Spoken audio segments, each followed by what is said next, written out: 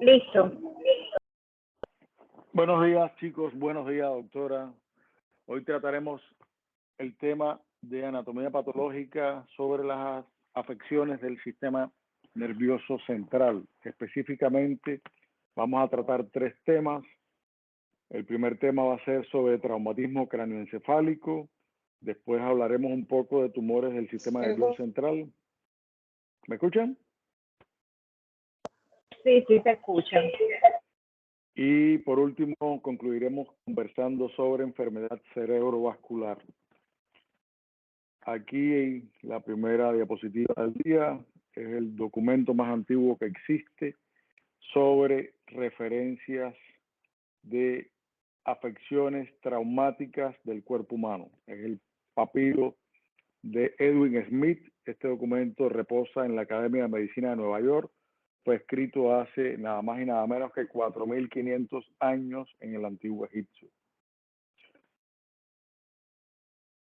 Data de la dinastía 18 de Egipto y se cree que fue escrito y redactado en escritura hierática, donde se habla sobre tratamientos de heridas de guerra y descripciones anatómicas muy específicas de lesiones del cuerpo humano. Ya específicamente hablando del traumatismo craneoencefálico, este tiene una incidencia que es la principal causa de muerte en menores de 40 años. De entre 200 y 400 traumatismos craneoencefálicos por 100.000 habitantes por año. Aquí en Montería es extremadamente frecuente con el uso de la moto y muchos de los que andan en moto no utilizan casco. Es mucho más frecuente en hombres con una relación 2-1 con respecto a las mujeres y tiene una mortalidad del traumatismo craneoencefálico severo del 30% en centros especializados donde se atienden pacientes traumáticos. Los pacientes que sufren un traumatismo craneoencefálico siempre se dividen las lesiones en su patogénesis en la lesión primaria, que es el impacto directo del cráneo y el encéfalo contra una superficie dura. Por mecanismos de aceleración y desaceleración se producen generalmente fracturas, hay contusiones de los tejidos, hemorragia y laceración. Ese es el trauma y la lesión primaria en el momento inmediato del trauma. Después se produce una lesión secundaria, que esa lesión secundaria aparece en el transcurso de minutos, horas o días como consecuencia del trauma y es debida a la isquemia, el edema, la hipoxia y la hemorragia que aparecen como consecuencia del traumatismo en sí. Me imagino que ya ustedes conocen los términos de isquemia, edema, hipoxia, hemorragia. Aquí hay un recuento de la biología celular del sistema nervioso, donde está la neurona con el axón, el núcleo, el cuerpo celular, la sinapsis con las hendiduras sinápticas y los neurotransmisores, y la famosa membrana con la bomba sodio-potasio y el potencial de acción. Esta es la fisiología y la anatomía normal de un paciente antes del trauma. Como consecuencia de la injuria cerebral, generalmente se produce isquemia del tejido nervioso como consecuencia del traumatismo. Esto genera glicólisis anaerobia, disminuyen los niveles de adenosín-trifosfato, ATP, y se altera la bomba sodio-potasio. Al alterarse la bomba sodio-potasio, entra sodio a la célula, este arrastra agua, arrastra calcio e hidrógeno, y eso genera acidosis y edema, que es acumulación de líquido en el espacio intracelular.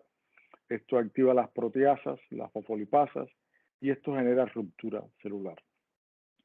Esa ruptura celular y la entrada de estos elementos al interior de la célula hace que se despolarice la membrana, se abren los canales de voltaje dependientes, hay liberación del glutamato, estimulación de los receptores NMDA, mediadores de neurotoxicidad, y esto induce la apoptosis y la muerte celular como consecuencia del trauma. Estos son los mecanismos de biología celular del traumatismo craneoencefálico. La apoptosis en zonas de penumbra isquémica desencadenada por la cadena de las caspasas, y esto genera muerte celular. En el centro de la lesión se produce necrosis celular, se altera la barrera hematoencefálica, y esto genera edema vasogénico por daño de la barrera hematoencefálica como consecuencia del trauma, genera edema citotóxico, también por daño celular de la bomba sodio y potasio, y deterioro del metabolismo celular a causa de la hipoxia. Esto a la larga, en la mayoría de los pacientes, puede generar una coagulopatía asociada al consumo de factores de la coagulación. Bueno, ya esto es un poco más de la parte de semiología del trauma. El trauma se puede dividir, traumatismo craneoencefálico, en abierto y cerrado. ¿Cómo se considera un traumatismo craneoencefálico abierto? Cuando hay una penetración de las meninges y se asocia a una mayor mortalidad.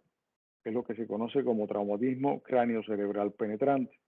Un ejemplo típico de esto es una herida por proyectil de arma de fuego en cráneo que lacera desde el cuero cabelludo, el hueso, las meninges y el tejido encefálico.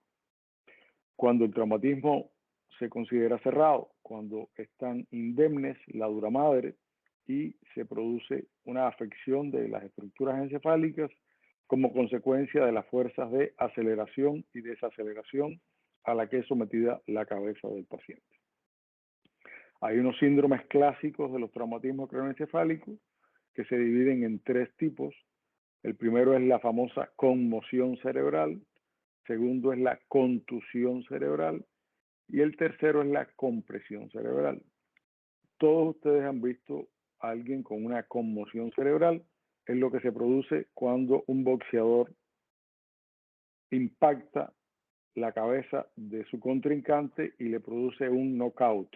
El knockout hace que la persona pierda el conocimiento, cae al piso, y esto genera, en algunos pacientes posterior al trauma, puede generar vómitos, puede generar amnesia, no recuerdan qué es lo que ocurrió, pierde el equilibrio, hay zumbido de oídos y hay desorientación. La conmoción cerebral se caracteriza porque el paciente posteriormente recupera la conciencia. Y si usted hace una tomografía o hace una resonancia magnética, no encuentra alteraciones estructurales en el tejido encefálico. Antes de conversar sobre la contusión cerebral y la compresión cerebral, es muy importante que ustedes conozcan cómo se cuantifica el nivel de conciencia, cómo se puede definir si un paciente tiene una conmoción, tiene una contusión o tiene un síndrome de compresión cerebral, es midiendo la capacidad de relacionarse con el medio. Para esto fue creada una escala hace muchos años en la ciudad de Glasgow, en Escocia, y esa escala se basaba en una escala muy simple de tres elementos. La apertura ocular, el paciente cuando usted lo recibe en la urgencia tiene apertura ocular espontánea, la respuesta verbal y la respuesta motora. Y se da una sumatoria de esos tres elementos en dependencia del puntaje. Se puede clasificar los traumatismos craneoencefálicos en ligero, moderado y severo. Aquí hay un resumen. Si el paciente tiene apertura ocular espontánea, se le dan 4 puntos. Si el paciente conversa, está orientado y es capaz de obedecer órdenes, se le dan 6 puntos por la parte de obedecer órdenes y 5 puntos por la parte de la conversación y que esté orientado. Ese es el clajo que tenemos todos nosotros y que tenemos el máximo de la puntuación, que es 15 sobre 15. Ya cuando se empiezan a alterar y el paciente llega con los ojos cerrados y solamente tiene apertura ocular cuando lo llaman, lo despiertan y responde de una forma confusa, aquí tendría 3 puntos de apertura ocular y 4 de la respuesta verbal. Y si no obedece órdenes y lo que hace es que localiza el dolor porque uno lo estimula, tendrían 5 y por aquí sería ya 14. Ya las diferentes combinaciones de la respuesta verbal, la apertura ocular y la respuesta motora es lo que va a dar la puntuación final. A la larga, esta escala es muy importante, es muy simple de hacer, ahora ustedes la ven muy complicada, pero nos va a permitir dar una numeración y en dependencia de esta numeración definir si el traumatismo se considera una lesión leve, moderada o severa. Esta escala es dinámica, es la mejor respuesta. Ya puede decir que un paciente en este momento, cuando llegue, tenga 15 de Glasgow sobre 15 y que con el paso de las horas, los minutos, el estado de conciencia comience a deteriorarse. Bueno, ya hablamos de la conmoción cerebral que se produce por un traumatismo con mecanismos de aceleración y desaceleración sobre el cráneo. La persona pierde el conocimiento y generalmente en menos de 2 horas lo recupera completamente y vuelve a la normalidad. Y en los exámenes de imágenes del sistema nervioso no se encuentran alteraciones estructurales. Sí se sabe, y esto es lo que ocurre a los boxeadores profesionales, a los jugadores de fútbol rugby, que cuando esto es repetitivo en su práctica deportiva, esto puede generar ya unos daños microscópicos que puede generar otras afecciones al futuro. Pero no es el tema de la conferencia de hoy. Entonces, esta es la fisiopatología de la conmoción cerebral. Aquí vamos a hablar ahora sobre la contusión cerebral, que es esta imagen que vemos acá a la izquierda. Es una tomografía de cráneo simple, un corte axial, donde se producen unas imágenes blancas en la parte anterior e inferior de los lóbulos frontales como consecuencia del trauma. Y desde el punto de vista de anatomía patológica, la contusión cerebral sí hay lesión del tejido nervioso con ruptura del tejido, hay sangrado, hay hemorragia, y las contusiones generalmente pueden coalescer y formar después, con el paso de las horas, hematomas dentro del parénquima cerebral. Esto es un corte de un cerebro fijado con formol de un paciente con unas contusiones cerebrales, y esto es un cerebro de un cadáver con una contusión hemorrágica del lóbulo temporal izquierdo. Esto es una tomografía con una contusión cerebral bifrontal en un paciente con un traumatismo craneoencefálico severo. Y ahora vamos a hablar sobre el síndrome de compresión cerebral. Estos diagnósticos, tanto de conmoción como de contusión, como de compresión, no son excluyentes. Un paciente puede iniciar con un golpe en la cabeza, tener una conmoción cerebral, perder el conocimiento, después recuperar el conocimiento y como consecuencia del golpe, si hay otros golpes o como consecuencia del accidente, de la caída sobre el piso, el pavimento, puede generarse una contusión cerebral. Eso puede generar sangrado dentro del tejido encefálico y que ese sangrado no se pare, no se detenga, no se yugule, porque el paciente tenga una condición previa, que esté tomando algún antiagregante plaquetario, que esté tomando algún anticoagulante, y esto puede formar un hematoma que va a ir creciendo con el paso de los minutos, de las horas, y lo que va a generar es lo que se llama una compresión cerebral. En este caso, esta imagen que está aquí en la diapositiva, lo que demuestra es un hematoma que está en el espacio intracraneal, que se ha ido aumentando de volumen y está comprimiendo el tejido encefálico, y esa compresión hace que se desplacen las estructuras del encéfalo, ya sea hacia abajo, en este caso que es una hernia del uncus, o hacia abajo el cerebelo, que es una hernia de las amígdalas cerebelosas. Aquí hay una figura que demuestra bien claro cuando se forma un hematoma epidural. El hematoma está entre el hueso y la dura madre. Generalmente esto es un cadáver. Estas son las meninges, esta es la dura madre. Estas ramas que ven acá son las arterias meningias. Cuando se produce este hematoma de esta magnitud, se rompe una arteria que se llama meningia media, que es una rama distal de la carótida externa, y esa arteria tiene un paciente normal 120 milímetros de mercurio de presión. Eso genera un sangrado en el espacio epidural que comienza a despegar la dura madre del hueso, como se ve aquí en la imagen, y comienza a comprimir el tejido encefálico, y esto genera hipoxia, isquemia, muerte celular, la apoptosis, si continúa la cadena de acontecimientos que pueden llevar a la muerte del paciente si no se toma una medida de forma inmediata, que es la evacuación del hematoma. Entonces, aquí esto es lo que se llama un hematoma subdural agudo, que, como en la diapositiva anterior lo muestra, no está por encima de la dura madre, sino que se forma entre la dura madre y el tejido encefálico. La fisiopatología no es que se rompe la arteria meningia media, como el caso de los hematomas epidurales, sino que se rompan las venas de drenaje del parénquima cerebral hacia los senos venosos, y todos los hematomas subdurales, como es la imagen de la tomografía que tenemos en la parte superior de la diapositiva. Este es el hematoma que está entre el parénquima encefálico y el hueso. Se asocia en gran medida a zonas de contusión del tejido encefálico.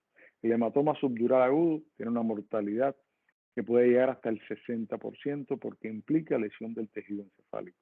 El hematoma epidural, generalmente, si se diagnostica a tiempo, tiene una mortalidad menor y un pronóstico mejor. Esto es una craniotomía, una imagen real de un paciente con el cráneo abierto. Estas son las meninges. Aquí, si se dan cuenta, por encima de las meninges no hay hematoma, y cuando se abre la meninge se encuentra un hematoma por debajo de la dura madre, que es este hematoma subdural que hay acá, que es lo que se ve aquí en la tomografía. Este es el caso ya más extremo, que es el hematoma intracerebral. Esta imagen es una tomografía axial computarizada de un paciente con un traumatismo craneoencefálico severo, con un hematoma intracerebral en el hemisferio derecho. Estas imágenes negras que ven acá son burbujas de aire, que es como consecuencia de la laceración de las meninges. Entra aire, es lo que se llama un neumoencéfalo asociado a un hematoma intracerebral. Estos son lesiones de alto impacto, de alta energía, y generalmente son mortales. Esto que vemos aquí al lado es un corte de la cabeza del cadáver del paciente al cual se le practicó esta tomografía, y si se dan cuenta, es una lesión extremadamente extensa. Lo ideal es hacer el diagnóstico antes de que llegue a este tamaño y que se pueda detener el sangrado, evacuar el hematoma y que el paciente no se muera. Bueno, vamos a hacer un resumen. Las lesiones craneoencefálicas en traumatismo se pueden dividir en fracturas de la bóveda craneal o fracturas de la base del cráneo, lo que acabamos de hablar ahora, el hematoma epidural que está por encima de la dura madre, el hematoma subdural que está por debajo. El subdural puede ser agudo, que son las imágenes que le mostré, o puede ser el hematoma subdural crónico, que aparece generalmente después de 3-4 semanas posterior al accidente, casi siempre son accidentes, impactos de baja intensidad. Puede asociarse también a hematomas intracerebrales, es decir, estas lesiones no son excluyentes. Un paciente puede tener una fractura de la bóveda, puede tener un hematoma epidural, el mismo paciente puede tener también un hematoma subdural agudo cuando el trauma es de mucha intensidad, y también puede tener un hematoma intracerebral, o pueden aparecer de forma independiente, en dependencia de la intensidad del trauma, las condiciones previas y las comorbilidades del paciente. La mayoría de los pacientes con traumatismo craneoencefálico tienen una cosa que se llama hemorragia subaracnoidea postraumática. Es el sangrado en el espacio subaracnoideo, que doy por hecho de que ustedes conocen cuál es ese espacio subaracnoideo, está entre las meninges, y eso tiene unas características específicas y una sintomatología específica. Y hay unas combinaciones de sangrado que pueden combinar todos estos espacios y puede entrar dentro de las cavidades del encéfalo, y es lo que se llama un sangrado intraventricular o hemorragia cerebromeningia. Esto es un paciente real que llegó al Hospital San Jerónimo hace unos cuantos años, y ustedes pueden ver acá una imagen de un traumatismo cráneo-cerebral penetrante con exposición de tejido encefálico. El paciente está intubado, este paciente fue llevado a cirugía, tiene una fractura aquí craneofacial con destrucción de la nariz. Esto es lo que ocurre, y se lo quería mostrar, cuando uno va en moto por encima de 60 kilómetros por hora sin casco y se accidenta. Entonces, mi incentivo es para que, por favor, los que se transportan en moto o en bicicleta utilicen medios de protección como el casco. Este paciente fue intervenido y el paciente se salvó. Esto es una imagen de otra lesión que aparece en los pacientes con traumatismo craneoencefálico, que es la lesión axonal difusa.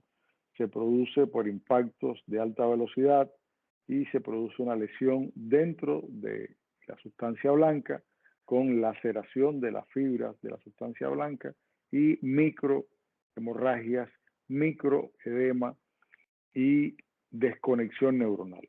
Y se asocia al traumatismo craneoencefálico severo. Aquí hay otras imágenes ya específicamente de los síndromes de compresión encefálica. Este es el hematoma epidural. Aquí se ve una hernia del hemisferio cerebral izquierdo por debajo de la hoz del cerebro, que es lo que se llama hernia sulfacina. Aquí se observa una hernia del uncus del lóbulo temporal a través de la incisura tentorial. Esta hernia del uncus del lóbulo temporal es la que produce la famosa anisocoria, que es la diferencia pupilar en los pacientes posteriores al trauma, y comprime el tallo encefálico, específicamente comprime el tercer nervio craneal, y eso es lo que hace que se dilate la pupila del lado donde está el hematoma. Es un signo clínico clásico cuando un paciente con un traumatismo craneoencefálico llega y ustedes lo ven, se revisan las pupilas y que la pupila comienza a dilatarse de un lado y la otra está normal, tienen que llamar urgente a tomografía, llevarlo al tomógrafo, hacer la tomografía, y lo más probable es que encuentren esto que aparece acá. Esto es un hematoma epidural con mucho edema cerebral. Esto es otro paciente con un hematoma subdural agudo, que fue lo que conversamos ahora. Y esto es un paciente con múltiples contusiones cerebrales bifrontales y hemorragia subaracnoidea postraumática. Estos son tomografías de cráneo con ventana ósea. Antiguamente se llamaban tomografías lineales de rayos X, donde se observan fracturas. Esto es un corte coronal a nivel del fosa craneal anterior, una fractura que comunica fosa craneal anterior con el espacio nasal dentro de las fosas nasales. Esto genera sangrado nasal y puede generar una fístula de líquido cefalorraquídeo. Aquí está comunicado el techo de la órbita con el espacio intracraneal. Aquí hay una fractura del techo de la órbita y esto es una fractura de la parte posterior del esfenoides con comunicación del espacio intracraneal con las fosas nasales. Estas son imágenes reales de pacientes con traumatismo craneoencefálico severo. La primera imagen es la imagen típica, clásica, de una herida por proyectil de arma de fuego con laceración cráneo-cerebral penetrante, fractura de la bóveda craneal. Esto es edema alrededor del cuero cabelludo. Aquí hay hematoma subdural agudo y esto hay esquirlas del proyectil. Aquí está el proyectil y laceración cerebral con edema de todo el hemisferio derecho, desviación de la línea media y un síndrome de compresión encefálica. La segunda diapositiva es un traumatismo craneoencefálico severo como consecuencia de una herida craneocerebral penetrante por una pedrada en la cabeza, fractura deprimida de la bóveda craneal y hay hematoma subgaleal y en este momento aún no hay hematoma intracerebral, están los fragmentos de hueso clavados en el tejido encefálico. Ambas cosas son urgencias que se consideran emergencias y deben ser manejadas con tratamiento quirúrgico de forma inmediata. Tercera diapositiva es un paciente con un traumatismo craneoencefálico severo, con unas contusiones cerebrales múltiples en el hemisferio izquierdo, edema cerebral, edema alrededor de la zona de la contusión y aumento de la presión intracraneal. Esta es la imagen de una radiografía de cráneo simple de una fractura deprimida en la bóveda craneal. Esta imagen es la imagen clásica de un hematoma epidural en una tomografía. Es una imagen biconvexa que comprime el tejido encefálico, desplaza la línea media, genera inflamación, edema y aumento de la presión intracraneal. Todas estas imágenes requieren estos pacientes tratamiento quirúrgico y esto es otro paciente con un hematoma subdural agudo bilateral. Estas son las imágenes clásicas de las fracturas de la base del cráneo como consecuencia del trauma. Aquí hay una fractura a nivel de la fosa craneal media, que es transversal. Aquí hay una fractura que va transversal al peñasco. Aquí hay una fractura longitudinal a través del esfenoides, de la parte del clivus. Aquí hay fracturas transversales de la base del cráneo y aquí hay fracturas circunferenciales alrededor del agujero magno. Estas fracturas de base del cráneo se asocian a traumas e impactos de alta velocidad y se asocian a alta morbilidad y mortalidad. Las lesiones asociadas al traumatismo, y por eso a todo paciente con traumatismo craneoencefálico, entre las cosas que hay que colocarle es un collar cervical para inmovilizar el cuello. Esto es un paciente real que llegó con un traumatismo craneoencefálico, se le hizo una primera radiografía de columna cervical donde se encontró aparentemente normal. Es la primera vértebra cervical, la segunda, la tercera, la cuarta, la quinta y la sexta. Hasta ahí todo iba muy bien. Después se repitió la radiografía porque este paciente no movía ni las piernas ni las manos, estaba cuadripléjico. Y cuando se le traccionaron los hombros y se pudo ver la séptima vértebra cervical, se vio que tenía una luxofractura cervical con una compresión medular aguda como consecuencia de un traumatismo raquimedular. Entonces, en los pacientes con trauma de alta energía sobre el cráneo, siempre hay que investigar la columna cervical porque es el segmento móvil del esqueleto que está por debajo del cráneo y al cual llegan los vectores de fuerza y generalmente lesionan ligamentos, huesos, articulaciones y pueden generar daño en las estructuras neurales y lesiones irreversibles del sistema nervioso. Bueno, aquí un poquito de fisiología de la presión intracraneal. En el espacio intracraneal hay tres compartimentos fundamentales. Está el tejido encefálico, que está en el centro. Está el volumen venoso, que es de la sangre venosa que está dentro del cráneo. El volumen de la sangre arterial. Y está el cuarto compartimento, que es el volumen de líquido cefalorraquídeo.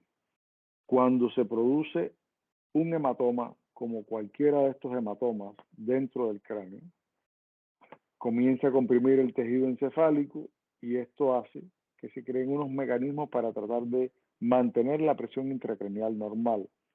La masa va aumentando y fisiológicamente disminuye la cantidad de sangre venosa dentro del cráneo, empieza a salir sangre venosa y empieza a salir líquido cefalorraquídeo para compensar el aumento de la presión intracraneal.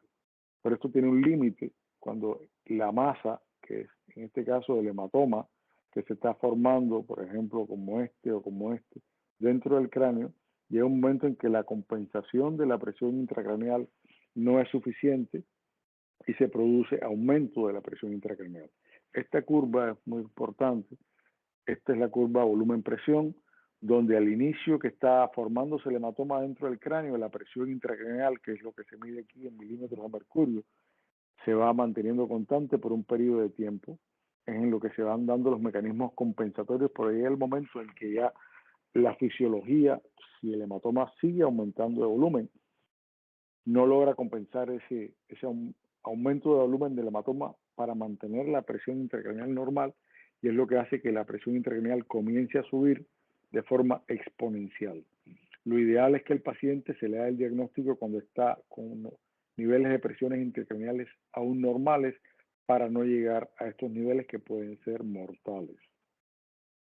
Bueno, aquí ya un poco más de la fisiología del aumento de la presión intracraneal. Lo primero que hablamos de la esquemita de los compartimentos y la compensación de la presión intracraneal es lo que se llama doctrina de Monroe-Kelly. El que le interese la fisiología y la medicina crítica tiene que conocer estos términos. Está la curva volumen-presión, que fue lo que le acabo de mostrar, y como factor tercero determinante es la presión de perfusión cerebral, que es lo que va a determinar el flujo sanguíneo cerebral, y no es más que la tensión arterial media menos la presión intracraneal. Si usted mantiene una tensión arterial media óptima y normaliza la presión intracraneal, va a lograr una adecuada presión de perfusión cerebral y va a minimizar la hipoxia, la isquemia y finalmente la muerte celular por la no disponibilidad de ATP.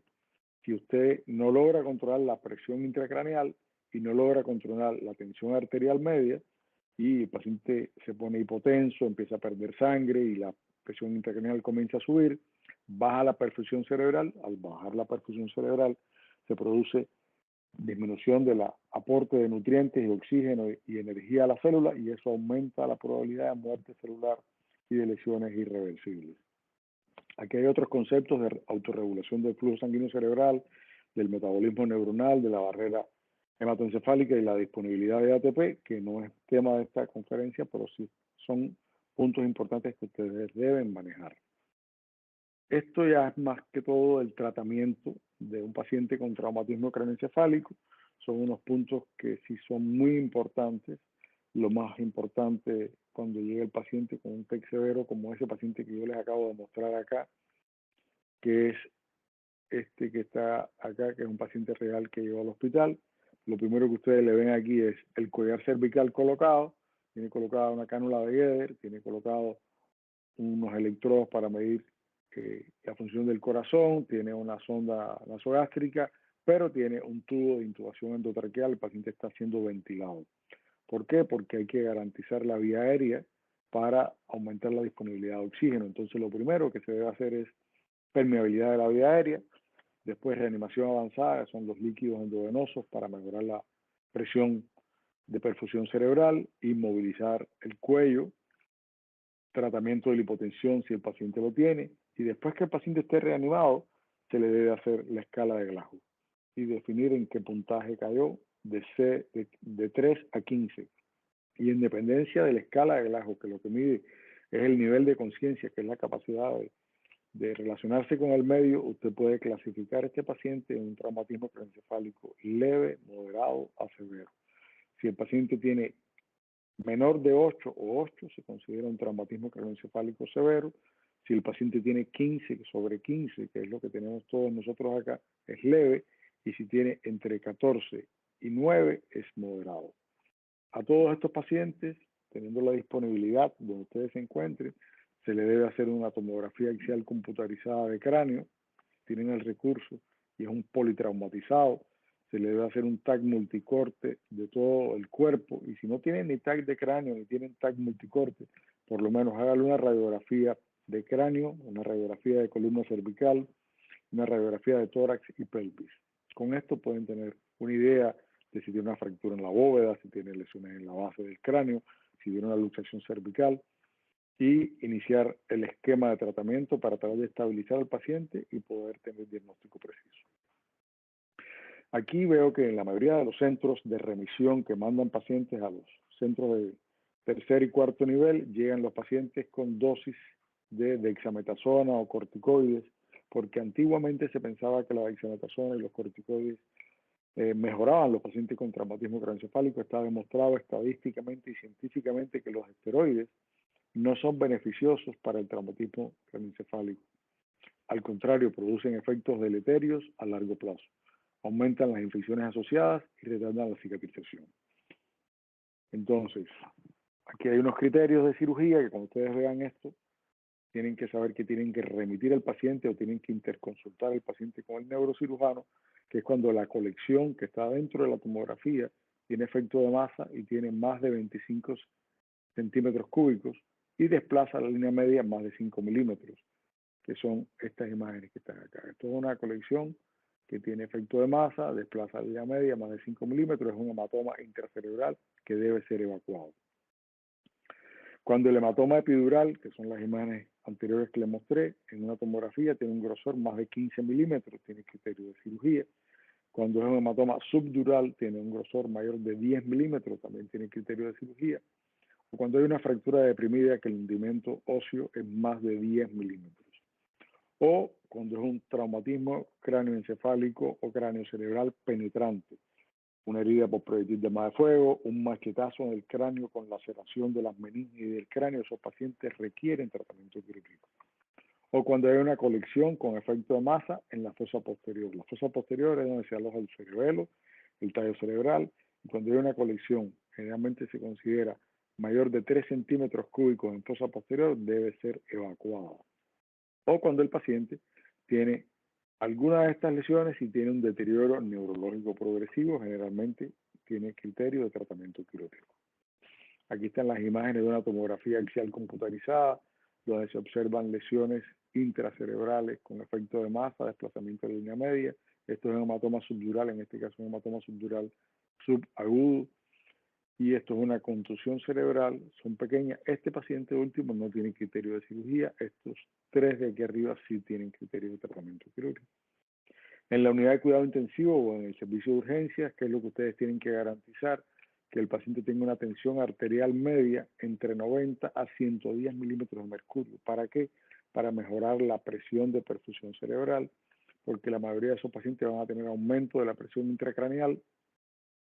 Si tienen forma de monitorización de presión intracraneal, que eso lo debe hacer un neurocirujano, debe tener una presión intracraneal por debajo de 20 milímetros de mercurio. Lo normal se considera de 15 a 20, pero en ese rango es los rangos normales de presión intracraneal, y con una presión de perfusión cerebral entre 70 y 100 milímetros de mercurio. Todos estos pacientes con injuria encefálica deben estar recibiendo anticonvulsivantes como neuroprotección, Antiguamente se utilizaba mucho la fenitoína sódica. Actualmente se sigue utilizando la fenitoína sódica. Existen otros anticonvulsivantes que son neuroprotectores.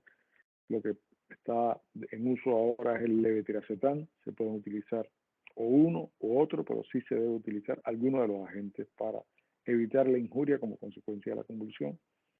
En los pacientes con TEC severo se utiliza sedación con analgesia y ventilación mecánica, que es lo que se llama reposo neurológico, o el famoso coma inducido, para reducir el consumo metabólico de la neurona al mínimo y minimizar la lesión secundaria como consecuencia del trauma.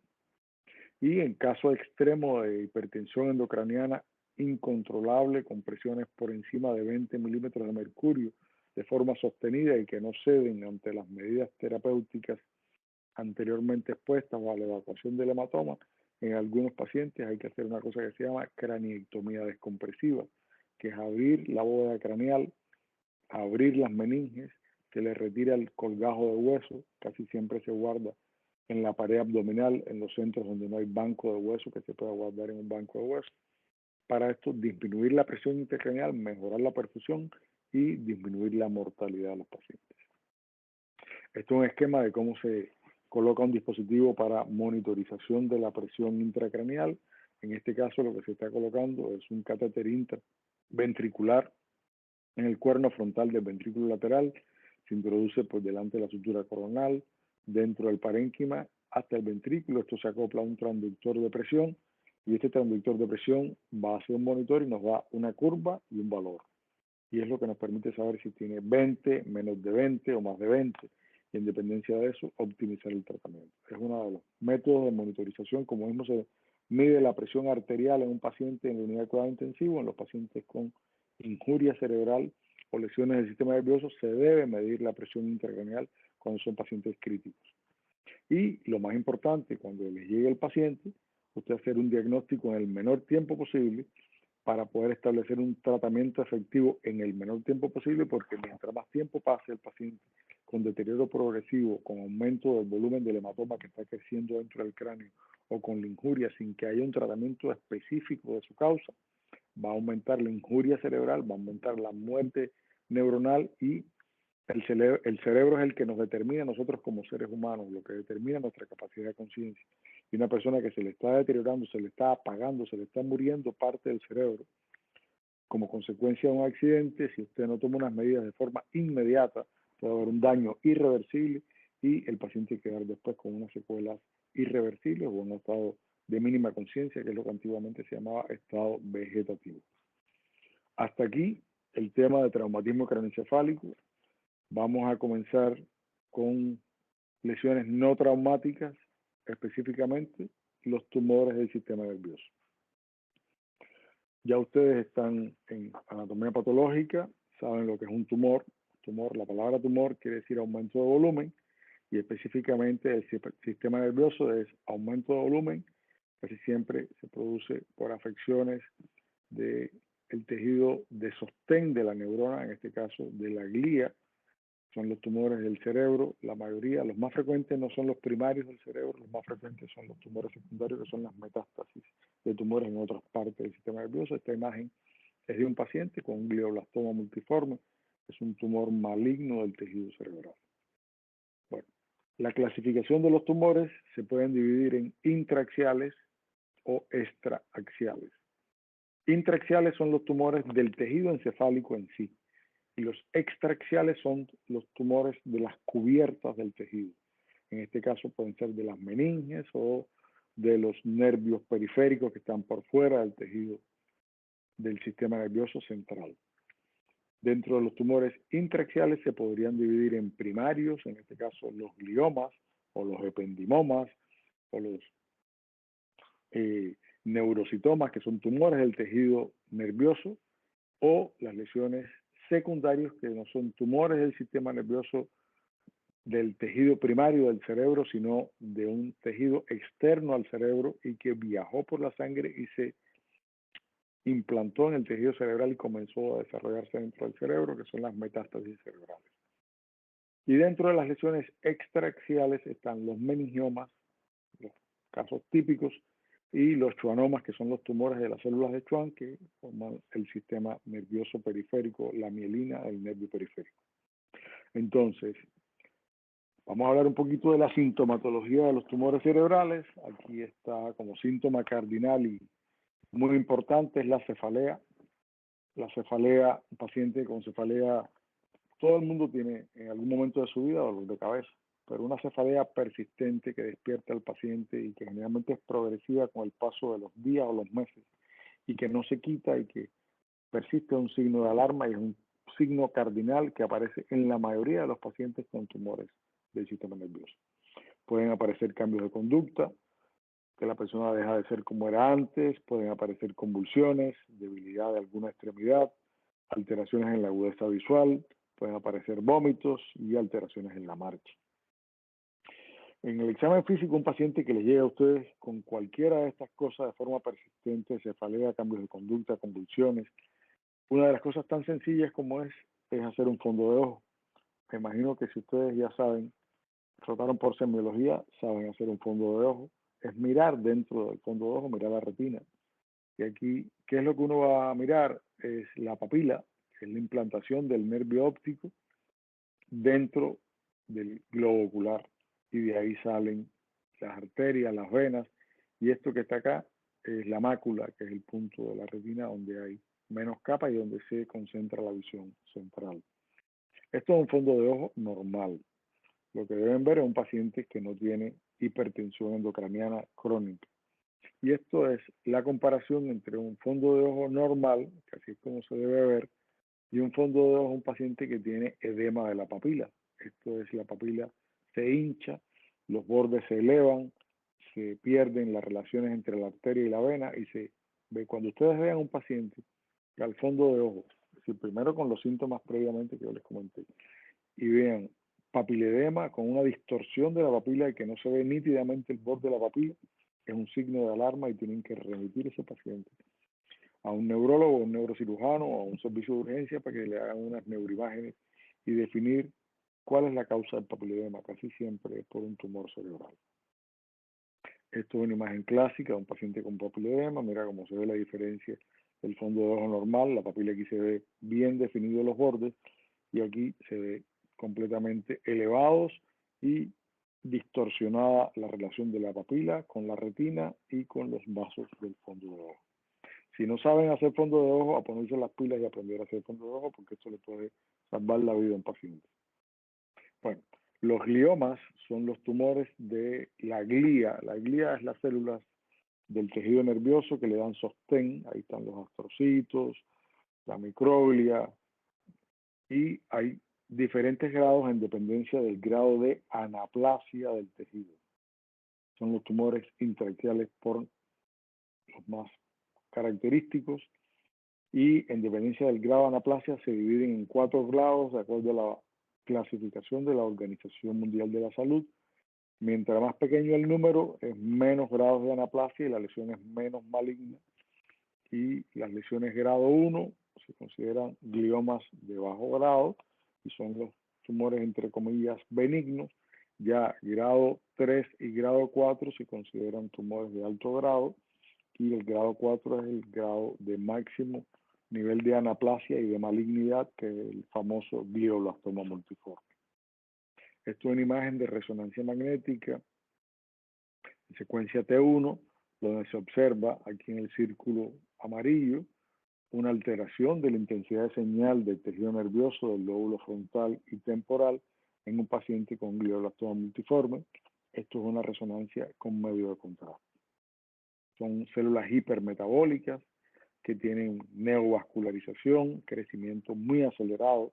El glioblastoma es un tumor sumamente agresivo, de rápido crecimiento, rápido recambio celular, aumenta rápidamente el volumen del tejido encefálico en esa zona y por supuesto esas células nuevas no tienen las funciones que tenían las células sanas y el paciente comienza a perder funciones, comienza el dolor de cabeza, pueden aparecer convulsiones, cambios de conducta, y esto es lo que generalmente hace consultar. El tratamiento del glioblastoma multiforme es siempre tratamiento quirúrgico, a no ser que la lesión esté en un estadio muy avanzado, y es un paciente que deben remitir al servicio de urgencias. Esto es otro paciente de un glioma de alto grado en la región frontal, se distorsiona completamente el tejido encefálico, produce cefalea, convulsiones, todos los síntomas, y el tratamiento es también cirugía. Después se complementa con radio y con quimioterapia concomitante. Esto es un caso de un niño, si se dan cuenta, mira el tamaño del cuello, y esto es un tumor del cuarto ventrículo, la estructura dentro de la fosa posterior. Esto es un paciente con un ependioma anaplásico. El paciente fue operado, se resecó el tumor en su totalidad y el niño está en el colegio teniendo una vida y una niñez totalmente normal. Este paciente, aparte de la cirugía, requirió tratamiento con radioterapia. Esto ya son lesiones no primarias del sistema nervioso central, sino lesiones secundarias.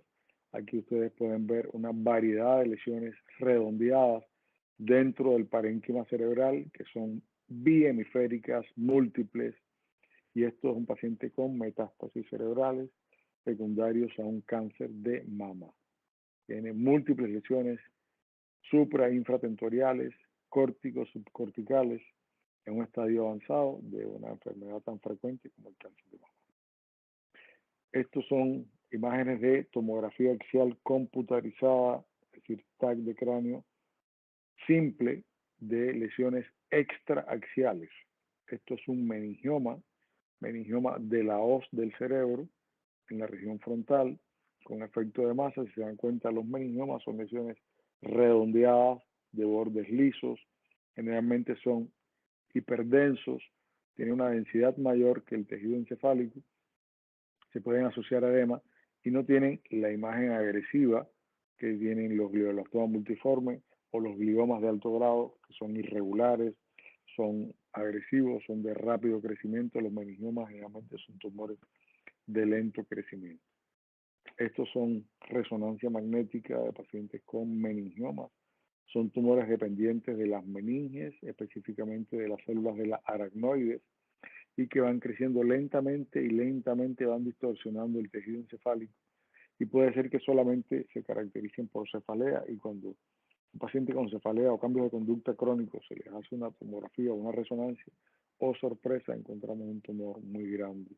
Y esto generalmente es un meningioma, el tratamiento es quirúrgico y tiene generalmente buen pronóstico. Estos son también otros tumores extraaxiales. En este caso es un schwannoma, es un tumor de las células de Schwann, que son las que forman la mielina del sistema nervioso periférico, específicamente aquí en la base del cráneo. Esto es un schwannoma del octavo nervio craneal dentro del conducto auditivo interno, con crecimiento hacia la fosa posterior. Es lo que se llama un tumor del ángulo pontocerebeloso o schwannoma del nervio vestibular. Hasta aquí la patología tumoral. Esto es un tema extensísimo, que por lo menos con que ustedes puedan conocer los signos de alarma de un paciente con sospecha de un tumor cerebral, aquí se los vuelvo a poner: cefalea, cambios de conducta, convulsiones, debilidad de alguna extremidad, alteración de la agudeza visual, vómitos, alteraciones de la marcha, y que puedan con un fondo de ojo hacer el diagnóstico. Ya con eso es un gran avance, y ustedes puedan hacer que el paciente llegue a un servicio de urgencia y le haga un estudio de tomografía o de resonancia y se pueda establecer un tratamiento específico para ese paciente. Y vamos a saltar al tema de la enfermedad cerebrovascular, que es una causa muy frecuente y una causa de muerte y de discapacidad. Es muy prevalente y es muy frecuente en todos los estratos sociales.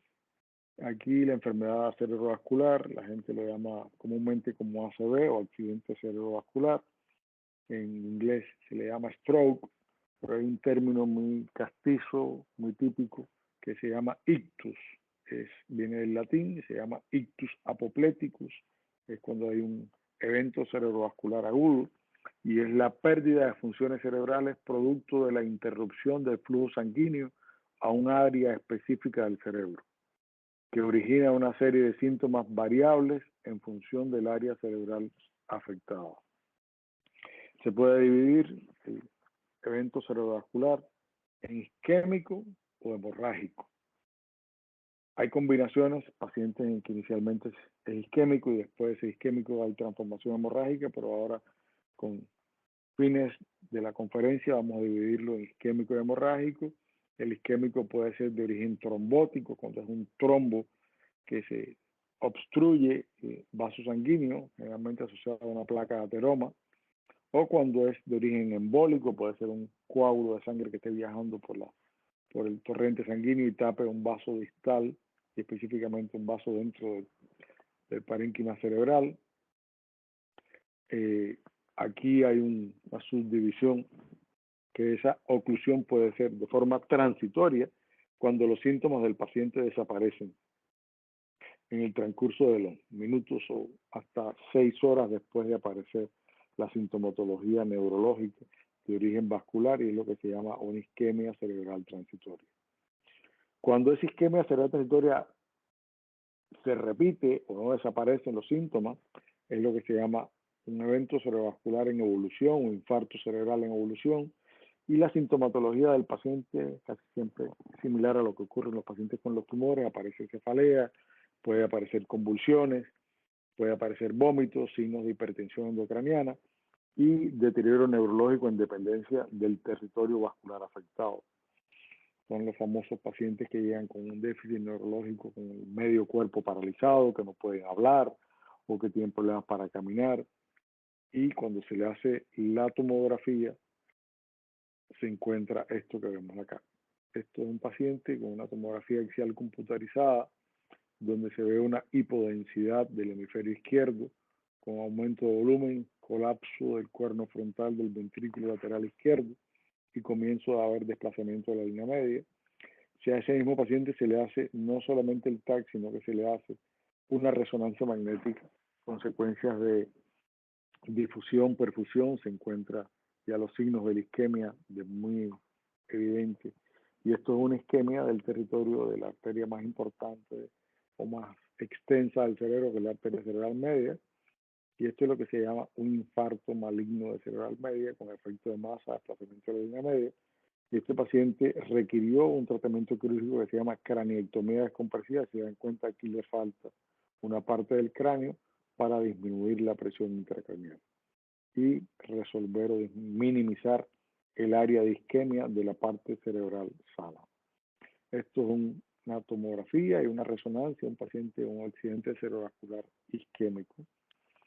Esto ya es un evento cerebrovascular hemorrágico, es una hemorragia hipertensiva, paciente con hipertensión arterial sostenida, se producen unos cambios microvasculares que se llama angiopatía hipertensiva. Esto genera la creación de unos microaneurismas que se llaman microaneurismas de Charcot y Bouchard, que ocurren en las arterias lentículo estriadas de los ganglios basales. Con la hipertensión arterial se pueden romper esos microaneurismas y puede sangrar dentro del tejido encefálico, y es lo que se llama una hemorragia gangliobasal. Aquí en este caso el sangrado se abrió camino hacia adentro del sistema ventricular y provocó una hemorragia cerebromeningia con volcado ventricular. Y esta es la misma tomografía del paciente. Unas horas después, 6 horas después, el hematoma aumentó de volumen, aumentó la hipertensión endocraniana y aumentó el volumen de sangrado dentro del sistema ventricular. Esta es otra variedad de sangrado que se llama hemorragia subaracnoidea, que es cuando el sangrado no es dentro del parénquima cerebral, sino que es dentro del espacio subaracnoideo. Es una imagen clásica de una tomografía axial computarizada de un paciente con una hemorragia subaracnoidea, y se ve este símbolo aquí que parece el signo de la estrella. Esto es las cisternas basales inundadas de sangre. Aquí está el mesencéfalo rodeado de sangre. Cuando ustedes vean un paciente de una tomografía con esta imagen típica, esto generalmente es por la ruptura de un aneurisma cerebral y toca hacerle un estudio que es una angiografía cerebral o una angioresonancia para definir la causa de la hemorragia cerebral, que es esto. Los pacientes que le encuentran esta imagen van a encontrar casi siempre un aneurisma, que es una malformación de la pared del vaso, casi siempre de origen congénito, aunque puede ser también de origen traumático o infeccioso. Y esto es una imagen real de un aneurisma, un espécimen de plastinado, disecado y puesto después al microscopio. Esto es un aneurisma del extremo distal de la arteria basilar. Entonces, esto es lo que cuando se rompe puede generar y genera una hemorragia subaracnoidea. Las otras causas de hemorragia subaracnoidea son las malformaciones arteriovenosas. Esto es una imagen real de un cerebro de un paciente con una malformación arteriovenosa que es de origen congénito. Se nace con una comunicación anormal entre la arteria y la vena. No hay capilares, sino que son unos vasos mal formados, tortuosos, dentro del parénquima cerebral, y esas malformaciones se caracterizan casi siempre por sangrados o convulsiones. Y el tratamiento puede ser quirúrgico, como en este caso de la craniotomía para la resección de una malformación arteriovenosa, o puede ser por vía endovascular y oclusión de la misma por vía endovascular. Esto es otra malformación arteriovenosa del tejido cerebral. Aquí están el ovillo vascular, y estos son las venas arteriolizadas con aumento de la presión. Esto, alta probabilidad de sangrado, ruptura, convulsiones. Esto es otra lesión del sistema nervioso que puede provocar sangrado a repetición, sintomatología neurológica, convulsiones, que es lo que se llama un angioma cavernoso o un cavernoma. Tiene una imagen clásica en la resonancia, que es esto que está así, que se llama imagen de palomita de maíz.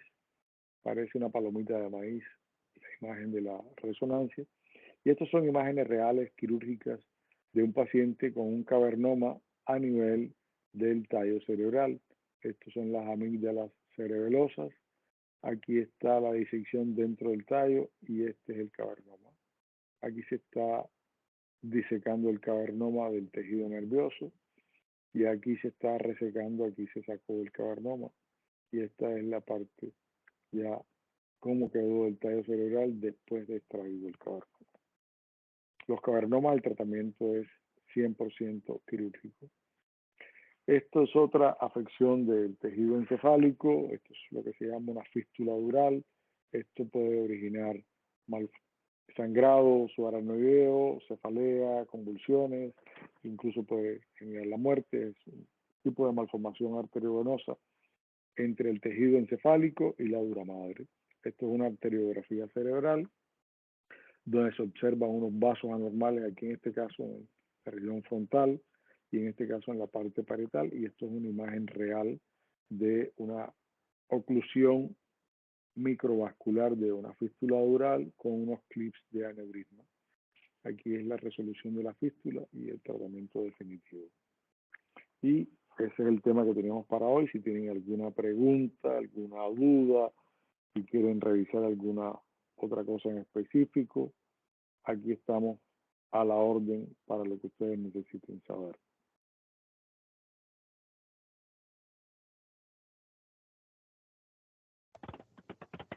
Bueno. ¿Sí te escuchas? Yo te escucho perfectamente. Bueno, no, muchas gracias. Creo que el tema de las preguntas va a estar un poquito difícil porque la logística nos falló.